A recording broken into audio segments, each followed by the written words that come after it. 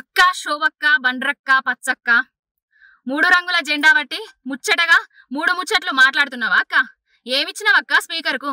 రేవంత్ రెడ్డి కేటీఆర్ గారికి చీరే గాజులు వంపుతా కట్టుకో కేటీఆర్, బస్సెక్కు కేటీఆర్ అన్నందుకు చర్యలు తీసుకోవాలి అని సుమోటో కేసు బుక్ చేయాలని స్పీకర్ కి ఇచ్చినవా అక్క?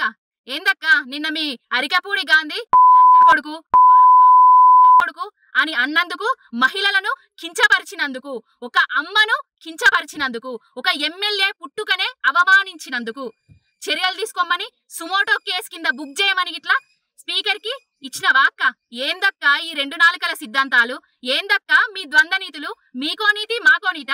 స్పీకర్ అందరికీ స్పీకరే. మా మీద వ్యాఖ్యలు చేసినప్పుడు ఎందుకు చర్యలు తీసుకోలేదు? ఎందుకు సుమోటో కేసులుగా బుక్ కాలేదు? మీరందరూ ఎక్కడున్నారు?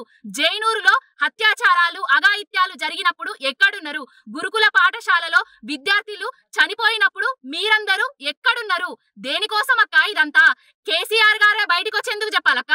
మేము అడుగుతున్న ప్రశ్నలకు సమాధానాలు చెప్పలేక మమ్మల్ని అడుగడుగున నిర్బంధాలు ఆటంకాలు చేస్తున్నందుకు మీరు, మీ ప్రభుత్వము, మీ రేవంత్ రెడ్డి ప్రభుత్వము తక్షణమే బీఆర్ఎస్ పార్టీలో ఉన్న నాయకులకు, కార్యకర్తలకు క్షమాపణలు చెప్పాలి.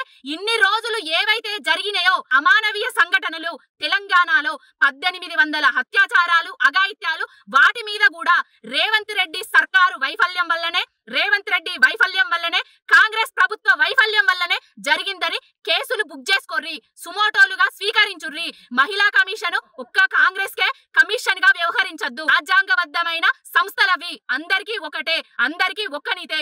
ఇప్పటికైనా గల్లీలో ఒక నీతి, ఢిల్లీలో ఒక నీతి, గల్లీలో ఒక మాట, ఢిల్లీలో ఒక మాట అనే ద్వంద్వ వైఖరిని బందీ చెయ్యిర్రి. ఖబర్దార్ కాంగ్రెస్ నాయకుల్లారా.